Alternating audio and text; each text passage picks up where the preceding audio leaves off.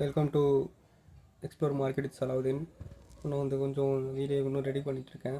இப்போ ஒரு 2-3 டேஸ் முன்னாடி என்ன ஆயிருந்துச்சுன்னா, என் ஃப்ரெண்டு கால் பண்ணியிருந்தார். அவர் வந்து கிளாஸ்மேட் தான், காலேஜ் மேட்டு.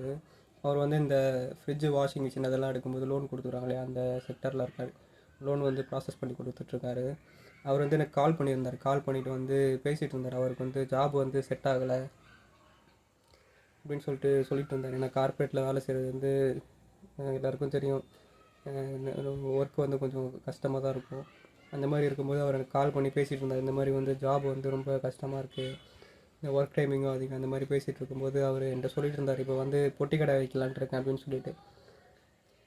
பொட்டி கடை வைக்கலான்னு சொல்லிட்டு பார்த்துட்ருக்கேன். நான் அதுதான் சொல்லிட்டு இருந்தேன் என்கிட்ட. நான் அதான் சொன்னேன் அவர்கிட்ட, நான் பொட்டி கடை வைக்கிறதுக்கும் ஒரு பேக்கப் இருக்கணும். அது இல்லாமல் வந்து மினிமம் இன்வெஸ்ட்மெண்ட்லாம் அதெல்லாம் ரெடி பண்ணணும். அது இல்லாமல் தான் நம்ம வந்து வேலைக்கு வந்திருக்கோம்.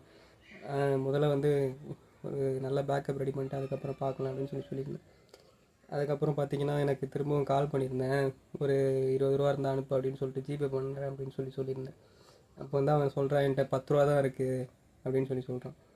என் பிஸ்னஸ் பற்றி பேசிகிட்டு இருந்தோம் கொஞ்சம் நேரத்துக்கு முன்னாடி தான். இந்த மாதிரி வந்து உங்களோட ஃப்ரெண்ட்ஸ் எத்தனை பேர் இருக்காங்கன்னு சொல்லிட்டு சொல்லுங்கள், பார்ப்பேன் எப்படி இருக்குன்னு சொல்லிட்டு. ஏன்னா நிறைய பேர் பிஸ்னஸ் பண்ணலான்னு சொல்லிட்டு இருக்காங்க.